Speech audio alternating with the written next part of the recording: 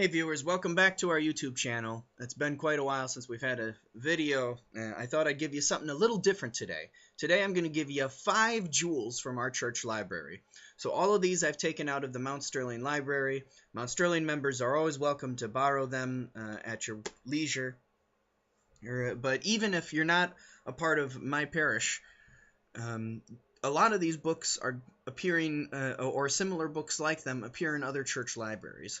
And so that's kind of why I wanted to pick these today, to kind of give you a little stuff to look for in your own church library as well. Our first, let's do a Bible-based one. This is Gospel Parallels. This one, it only works with the Synoptic Gospels, Matthew, Mark, and Luke. There are others that also incorporate John.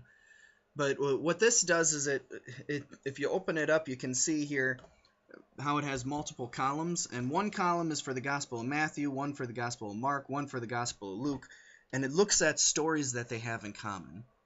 So, if you've read the Bible a lot of times, or you hear the Gospel read on Sundays a lot, and you feel like you hear the same or similar stories, this is going to help you both see where there are similarities, but also it's going to help you see what's different about them, and that's actually what's kind of a great gift.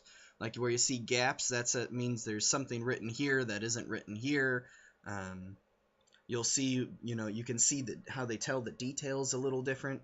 If I can find another example, here you can see stories that only appear in Matthew and Mark, but not in Luke. Here's a story that only appears in Luke, but not in any of the other 3, or the other 2 Gospels. And so that's sort of one of the great things. So you can better appreciate what each Gospel brings to telling us about the story of Jesus. So if someone, and what's unique about this is this is something that's very hard to do if you only have a Bible.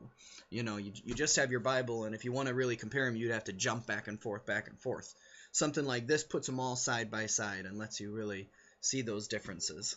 So if that's the kind of thing that intrigues you, or you want to understand more about the differences between the Gospels, here's a good book for you. Another one in studies is the Daily Study Bible series, and they did a whole New Testament series of commentaries by William Barclay. We have a whole bunch of them down in our basement. I grabbed the one for the Gospel of Mark because that's the Gospel we're reading most from this year. So as we read from that Gospel, and if you want to do some studying, here's a great resource for that.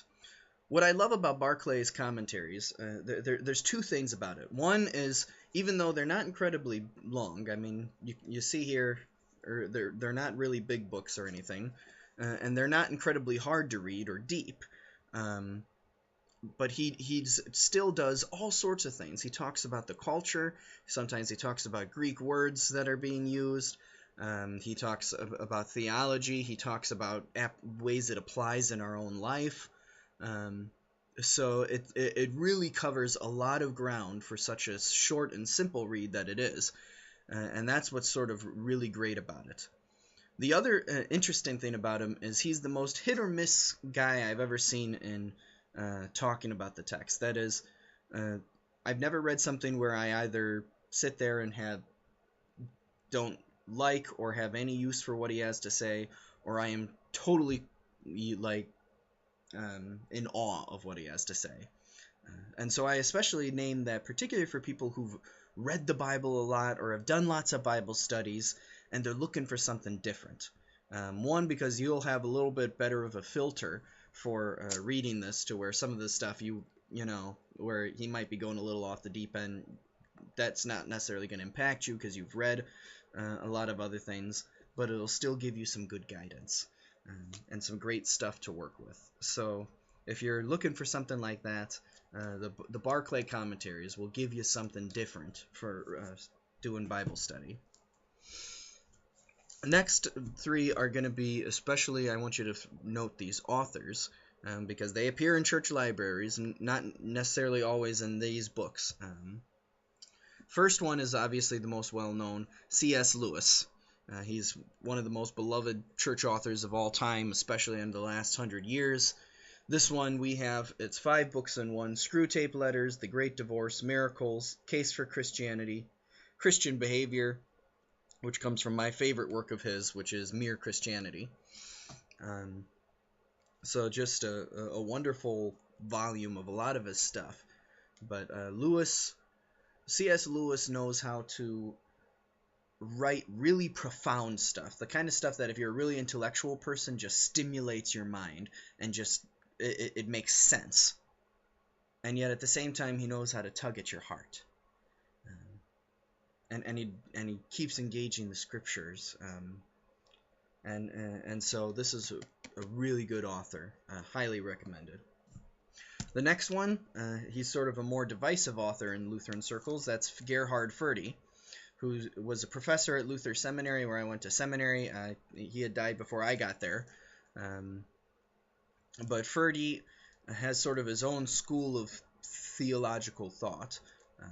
And his stuff, though, I think is really good and really opens and challenges people to the radical voice of the gospel.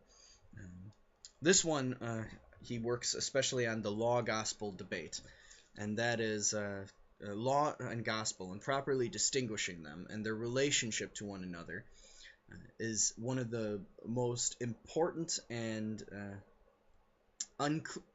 maybe you might say unclear issues within Lutheran theology. And so it's a very important topic, and so for people who are history buffs or theology buffs, this is a good book either way. He goes through sort of the last 200 years of Lutheranism on this issue of the law and the gospel, and so that's a good book for people of that range, of those interests, or I just want you to know the name to look for that name in other works. The last I saved the best for you, and that's Bogaerts' book, The Hammer of God. Some of the other ones, like the Law-Gospel Debate, there might be a lot of other Gerhard Ferdi books that are in your church library. Most likely, if Bogaerts is in your church library, it's this book. Or it's in your pastor's library, if you have a Lutheran pastor, because this book is assigned or recommended at a lot of seminaries, but not every pastor reads it, especially because it's not a textbook, it's a novel. But that's also what's so good about it, because a lot of people, they don't want to sit down and read textbooks or read theology books, but they still want to learn about our faith, and this is a great book for that. This book changed my ministry. I read it my last year in seminary and just changed so much for me, and still does. This author is the most influential author for me. Another major Christian writer today, Tullian Tchividjian, has also said the same about this book for him. He said next to the Bible, it's the most influential book for him. So The Hammer of God by Bogaerts, if you get a chance, grab it, find it. It's 3 novellas. It's kind of a slow read, I'll admit that, but it is so worth it for anybody who wants to see sort of why our faith and why the gospel is important for us in our lives. And this has been considered one of the best treatments of law and gospel, which we were just talking about with the law-gospel debate. So that's 5 books for you. Gospel Parallels, the commentaries by William Barclay, C.S. Lewis collections, anything written by Gerhard Ferdi, Bogaerts, highly recommend them for you. And I hope that you look for them in your own church library, or if you're part of my church, you come on down and borrow them. Church libraries have become a highly underused asset in so many churches, and there are some good jewels down there, but I think a lot of people don't do it because we don't know what to look for. So I hope this gives you a little guidance as you sift through and go into your church libraries. You all have a great day. God's peace.